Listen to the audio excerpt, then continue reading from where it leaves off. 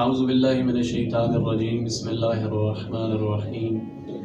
الحمدللہ الذی جعلنا من المتمسکین بولایت امیر المومنین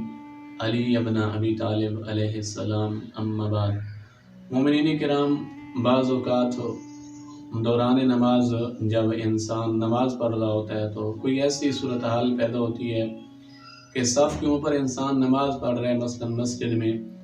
اور تیز آندھی چلتی ہے جس کی وجہ سے وہ سجدگاہ جو ہم سجدے کے لیے سامنے رکھتے ہیں وہ صف سے تھوڑا آگے پیچھے ہو جاتا ہے، یا کوئی ایسی صورتحال انسان گھر میں نماز پڑھ رہا ہے اور وہ سجدگاہ وہ کوئی بچہ اٹھا کے وہ چلا جاتا ہے۔ تو اگر کوئی ایسی صورت پیدا ہوتی ہے تو اس میں ہمارا شرعاً وہ وظیفہ کیا ہے، ہم اپنی نماز وہ کیسے پڑھ سکتے ہیں۔ تو اس میں فقہا یہ جملے ارشاد فرماتے ہیں، فقہا یہ ارشاد فرماتے ہیں کہ اگر کوئی ایسی صورتحال پیدا ہو تو پہلی صورت اگر وہ سجدگاہ بچے نے اٹھایا ہے اور تھوڑا سا آگے پیچھے اس صف کے آگے پیچھے یا اس جائے نماز کے تھوڑا آگے پیچھے اس نے رکھ دیا ہے، یا ہوا چلنے کی وجہ سے وہ سجدگاہ تھوڑا سا صف سے آگے پیچھے ہو گیا ہے، تو پہلا تو وہ نمازی خود بھی اس سجدگاہ کو اٹھا سکتا ہے، لیکن اس میں شرط یہ ہے کہ ایک تو اس کا رخ وہ قبلہ کی طرف سے ہٹے نہ، اور دوسری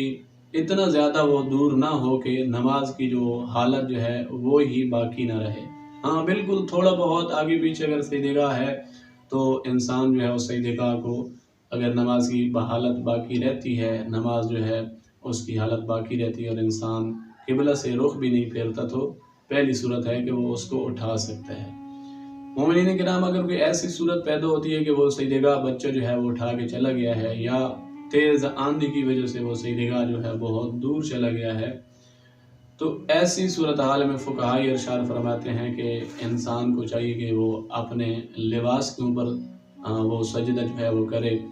یا اپنے ہاتھ کی یہ پشت اس کے اوپر سجدہ کرے۔